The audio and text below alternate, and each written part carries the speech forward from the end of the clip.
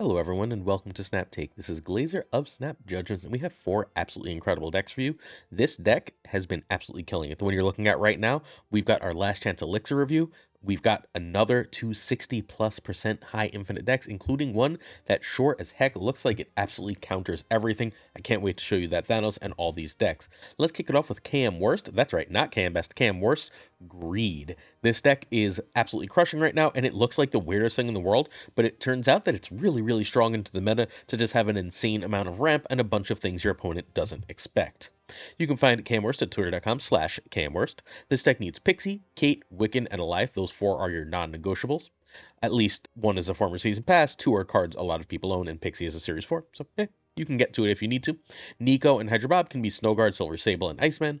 Hope can be Luna or Fastos. I know that's just the only other 2 ramp cards that exist outside of Electro, but Electro's terrible. And then Hulkling can be Red Hulk, and if you don't have anything else, you can just run Hulk. Alright, so KM Worst agreed. Let's talk about the cards. Maria Hill and Kate Bishop are here specifically for Wiccan. I'm not going to pretend that they have some other real uses here. Maria Hill gives you a 2-drop, which means if you draw 3, you have a Wiccan curve. Kate says, oh no, I didn't draw 3, I can play a 2 and one of Kate's arrows, and then I have a Wiccan curve. That's why those 2 cards are here. Nico is here largely because she's so good with Pixie. Turning Pixie into a demon or blowing her up to draw 2 are both incredibly powerful things to do, and thus Nico goes in almost every Pixie deck. Hydrabob is just the 3rd one. You need 3 1s mathematically for Wiccan, and 3 1s are really nice for Pixie because getting Claw, Alith, Emperor, Hulkling, or Magneto for 1 is pretty damn strong. So you have the 3rd one, and Hydrabob is just the most generically good extra 1 that there is. From there, we go over to Pixie, and Pixie is here because ideally you're doing completely unfair things with her, right?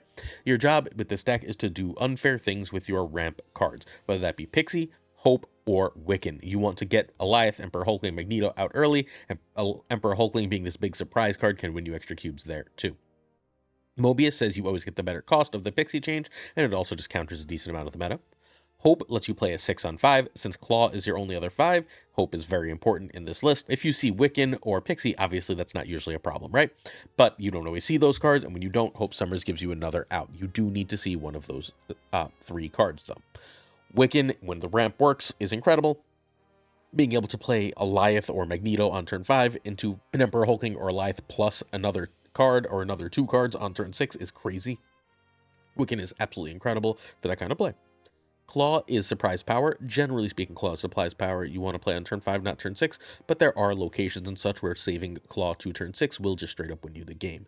If there's a Sanctum that you know your opponent can't get into or is trying to win with a shield, Claw will go over the top, and if you can do that later in the game, you are more likely to get extra cubes. Of course, Alith should at that point be like Alith, Emperor, Hulkling, and Magneto are meant to win a turn 5 at that point, and Magneto is especially good at winning on turn 5 because reasonably often he can clog an opponent on turn 5, which is a very powerful way to just guarantee yourself a lane. This is 10-0 in Gold Conquest. It has reached the top 40 and 9,000 season points. This deck is turn 1, you want Maria Hill if you need a 2, and that's better than Bob. You will play Nico as she fits, as she has a spell you like. Turn 2, Pixie over Kate. If you get Mobius on turn 3 after that Pixie, you are snapping. If you've got that Wiccan curve and you've seen all 3 locations, you are snapping. All good? That's better than Hope, which is better than 2+1. Turn 4 is Wiccan over 3+1. Sometimes you're going to draw Hope a turn late. You can still draw Hope and play like a Hydrabob or a Maria Hill here and be totally fine in playing a 6 on turn 5, or you can always just play Claw. And then turn 6 is another 6. I tend to default to Alith on turn 6 unless I can really mess up an opponent's turn 5 play, and I very much like either the surprise of Emperor Hulkling on turn 5 or 6. Like, I guess that's the more variety one, but I like Magneto a lot on turn 5 to try and clog a lane. There's a lot of 3s and 4s in the meta, and you should be able to grab a clog with the Master of Magnetism. This list is a beaut. Give it a try. I think you're going to have a lot of success with it. This is as good as Pixie has been in quite a long time. Ika's been telling us, but it's true. This is as good as Pixie has been in quite a long time, despite all the Mobius in the meta. You just have to have backup ramp options, because when you don't see the ramp, you see the Pixie. When you don't see the Pixie, you see the ramp, and this way you just sort of get that redundancy in the deck. Before we go forward, please hit that sub button if you're willing, as we bring you more Marvel Snap content than anyone. We have 7 days a week of videos here on the channel. We will have exclusive coverage of the tournament that took place last night for tomorrow morning with interviews and everything else you could possibly want with all the decks from all the top players, everything everyone did that succeeded. So please hit that sub, like, and comment if you want the most and the most consistent Marvel Snap content.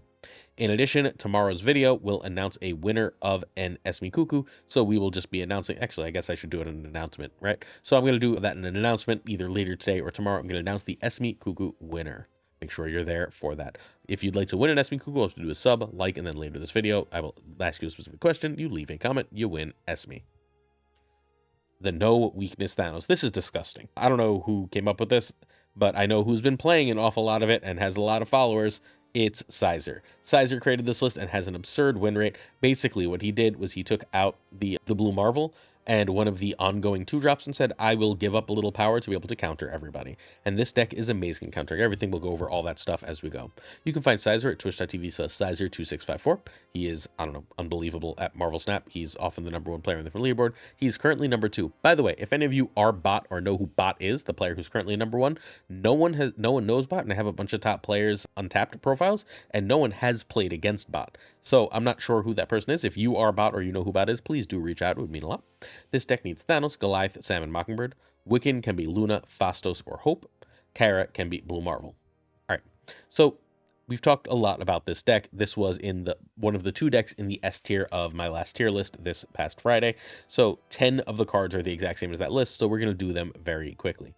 Ant-Man, Goliath, Sam, Spectrum are a little package, right? They're this little ongoing package. Thanos, 3 of his stones have ongoing, so you get like an 8-power Dazzler because you can play so much stuff. You get like 8 to 10 power Goliath. You get a 5-power Ant-Man.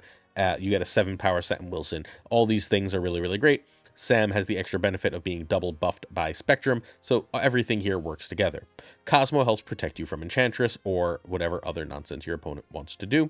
Mockingbird is basically always free in this list, which is great. And at the last turn of the game, you're trying to force your opponent to decide whether they're playing around the Spectrum, the +2 to basically the majority of your board, or whether they're playing around a either 5 or 6/12 that can't be destroyed, and they have to make that decision. And it just, if they pick wrong, you get a bunch of extra cubes, right? Brilliant stuff. The cards that were at Super Skrull has been in this list. Super Skrull is amazing. If you end up playing against negative, Super Skrull can be an auto win. I don't expect a lot of negative because most Thanoses are playing Mobius, but this Super Skrull can turn off negative, can turn off everyone's Iron Mans and Gores, can turn off Affliction by stealing Luke Cage. Super Skrull is a Q printer. The other 2 decks that people are really playing a lot of against Thanos are Surfer, and people in that Surfer are running Killmonger, hence the return of Kyra. Kyra will also make that Thanos unkillable, even if you don't see that Soulstone, but what it's really here to protect is all those 1s, because you want to fill the board, because that's how Goliath and Dazzler get strong, because the Goliath and Dazzler are really, really the kind of the secret lane winners here in this list, and so Kyra will protect them. I think Kyra is largely a bad card, but if you're ever going to run it, this deck where it's just like, we put up so much power, all we want to do is protect it, this is the time. And then, of course, because Surfer is such a good answer, and because there's so many other just little decks they're trying to scale upward to challenge Thanos, think the Havoc list, Shadow King is incredible. Yes, you're losing an extra ongoing, but the ability to turn off anything that's scaled, anything that's gone crazy in a way you don't like, while it only really hits your Spectrum, which it should never do, or your Sam, and you can play around that, you should be totally, totally fine with Shadow King. Again, these are extra cube stealers. And in, I don't know, 184 games, Sizer has a 69% win rate with this. That's right, a 69% win rate. In that kind of sample, at rank 2, is utterly freaking crazy. That is top-notch, wild, and super strong. So make sure that you are ready for exactly how strong this list is. It is one of the strongest and most powerful things to be doing in all of Marvel Snap. Turn 1, Stone Draw over Ant-Man. Turn 2, Sam over Goliath over Draw. Turn 3, Kyra early plays. Cosmo is totally fine, and from here on out, you Mockingbird as you can. Turn 4, you're going to Wiccan, and you're trying to snap your Wiccan, or you can combo earlier plays. Turn 5, you want Thanos, Skrull, or counter cards. Turn 6, you're choosing Spectrum or Thanos most of the time, but don't be afraid to play counter cards or a bunch of low and cheap stuff. For anyone who's brand new here, the green means potential snap condition, and the white means when it does its thing, you should probably snap this. Cool? This is probably the best deck in Marvel Snap.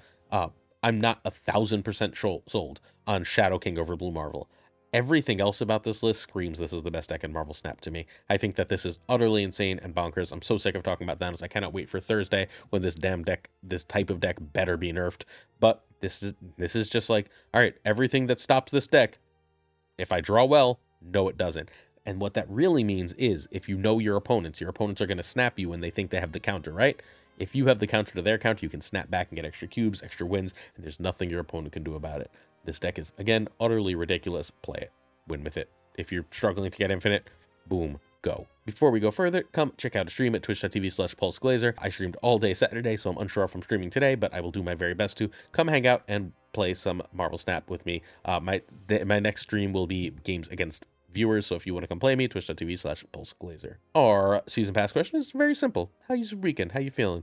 You have a good one? What'd you do? Next up, we have another top deck. This is Roram Bounce, and darkhawk is having a bit of a moment right now because it's pretty good against Thanos. Not great against Thanos. Nothing is great against Thanos, but it's pretty good against Thanos, and thus this deck is here. This is a very powerful bounce deck. I thought this wouldn't be that good because it just doesn't have that many things to go tall, but it turns out that it does. It has just enough to really go off. So you can find Roram at twitch.tv/RoramPlays. We're also going to be featuring another Roram deck probably on Tuesday. He sent me something amazing that he asked me not to feature yet, but we will get to it relatively soon. You need Toxin, Darkhawk, and Sage for this list. Nico and Silver Sable can be Rocket and Iceman. Agent Venom can be Surge, Joaquin Torres, and Grandmaster. Cassandra Nova can be Shadow King or Frigga. Alright, so this deck uses a bunch of ones that it wants to bounce to win, right? So you need power outside of Darkhawk and Sage to win the game. You have many ways to get that. The real ways are you can get 2 to 3 demons because you have 3 bounce cards. If you get 3 demons, that's 318. That's a lane, right? Or that's at least a competitive lane. Sable ends up playing for like a 1-8 and Hawkeye for like a 1-7. Sometimes they're a little bigger, but generally speaking, that's where they end up. Both of those are very good, but they're not necessarily lane winners alone. Korg, whenever they draw rocks, is a real downside for them, but it's mostly here to make Darkhawk worthwhile if you're not playing against Thanos. Then there's Nico, and Nico is incredibly important. Nico not only lets you blow up a card like Hood or Korg to draw to, which is incredibly important for this list, it can get the copy spell, which is the best possible spell for this list, because you would very much like to copy Cassandra Nova or Sage, because when you copy them, you keep their buffed forms. From there, we have Toxin, Falcon, and Beast. You want the bounce cards. You generally want to bounce around turn 4 to replay things on turn 5, and then you can play Darkhawk on turn 6, or you can, if it's Beast specifically, you can bounce on turn 5 and then replay a bunch of free ones on turn 6 with Darkhawk. At that point, you need to like figure out when you're going to Sage, or if you drew Sage. From there, we have Agent Venom. Agent Venom gives a bunch of these cards a head start. It's 6 power on Hood, 3 power on Silver Sable, Cassandra Nova, and Sage, and then 1 or 2 power on everything else, and -2 power to Beast, but what are you going to do? And thus the list, it's incredibly strong here. Cassandra is a 3-9 against Thanos and a 3-6 against everything else, but if you started at 3 power or if you've played Korg, it gets even better. So, and it's especially amazing if you can copy it. Same basic concept for Sage, although it's generally played later. And then, of course, Darkhawk is just like a 5-9 in general, who can be a like 5-15 with a little bit of work, or against Thanos, who doesn't draw well. So this one has a 64% win rate. I know it says 60 plus, but it's a 64% win rate at high infinite. No, it's not. It's a 66% win rate at high infinite, excuse me. This one needs Korg, Sable, and Hawkeye. Agent Venom is better than ones. Turn 3, you want to bounce or play cast. Turn 4 is the same idea as 3. Turn 5 is bounce and Sage, or you can Darkhawk. Turn 6, Darkhawk on free ones, or if Darkhawk last turn, ones and Sage. A big tip for this list that I have is against Thanos, don't feel like you have to prioritize Darkhawk. He's good, but he costs 5 for his like 13 power, and 3 demons are 3 for 18, right? So don't over prioritize Darkhawk. Don't think you have to play him to win. If you've got Sage and you've been effectively bouncing your ones, you should be competitive. However, Darkhawk is often a huge lane winner against Thanos and other similar decks, so keep that in mind. Again, if you get enough rocks or whatever that Darkhawk suddenly is worth it, or you don't see like the right other stuff, then yeah, you can play Darkhawk, but don't feel like you're married to the card, despite it being one of the main parts of the deck. All right, last chance review of Elixir. It is my belief that this card is going to be very good once Kid Omega comes out. This is easily the worst card of the month right now, but I think that the other 3 cards that came out this month are all very good. I think that Esme Cuckoo, who everyone sleeps on, is having a bit of a moment and only kept in check because Thanos runs so much Mobius. I think that Surge is obviously in almost every deck and a just unbelievably great card, A-tier card. And then I think Prodigy is extremely underrated and one of the better like Surfer cards. They've released one of the better Victoria hand cards, and we're just struggling to find its right homes, again, because Thanos sort of eats the meta. So I think Elixir is worse than those cards, without any question. I, however, similarly think that once we have the new card, Kid Omega, those 2 cards plus Phoenix Force plus Misery are going to create a package. So it's worth keeping this card in mind for the future, even if it's not one I could recommend right now. It's very solid right now in decks such as this one. This is Dekkster's Darkhawk list. Yeah, that Dekkster, the really, really famous one. This is Dekkster's Darkhawk list, and it's a very cool list that uses Elixir in a powerful way. This list could easily run Phoenix Force in that Elixir spot, right? They are very, very similar cards. Elixir is more restricted, but costs half as much, so he's got a home here. You can find Dekkster at twitch.tv/Dekkster or YouTube at the same name. This deck needs Darkhawk, Misery, Firehair, and Cassandra Nova. Elixir and Grandmaster can be Surge, Wolverine, Phoenix Force. Nico can be X23. Alright, so we have the Hood, who's doing the same thing he's always doing, right? Multiple demons are just a crazy amount of power. So we run the Hood. Simple enough. We've got ways to destroy it in Carnage, Venom, and Misery. We would rather use Carnage or Misery on the Hood. We also want to do our best to not play Elixir the turn after we've destroyed the Hood, if possible, because we don't want to get that back. However, 2 or 3 demons are incredible, and it's really easy to get even more than that because Firehair makes extra demons too. Korg here is putting rocks in the deck for Darkhawk. Korg, Rockslide, and Darkhawk are the little rocks combo. Again, very good into the Thanos that's everywhere. Meanwhile, Korg is just cheap. Don't be afraid to destroy it, especially with Misery. Nico is not as amazing here as usual. She's got the copy for Cassandra Nova, but that's sort of like her main role here. The Destroy of Hood is nice, turn it into a demon, same thing for Korg, are all nice, but she's not actually like a pivotal card in this list. Carnage, Venom, and Misery are destroy cards you want to destroy when you're either trying to Elixir a card next turn, or when you have Firehair on the board and you want the extra trigger for the on-reveal. Then you want to destroy largely the Ones and Cassandra Nova, although you will occasionally be fine destroying a Rockslide. At that point, you better have like an Elixir and something else real good to play on turn 6, though. Because like now you can't play Darkhawk, right? You see the problem here? Elixir is meant to be played on turn 5. Generally speaking, you're going to try and do a destroy on turn 4. Whether that be Venom or Carnage or Misery. If you can get that destroy on turn 4, Elixir is good on turn 5. If you get the right stuff destroyed on turn earlier, like don't be afraid to play Elixir on turn 4 with another 2 if you must, but generally speaking, you want him on turn 5. If you're playing him on turn 5, you're generally playing Darkhawk on turn 6, which is a little rough, but you'll be okay.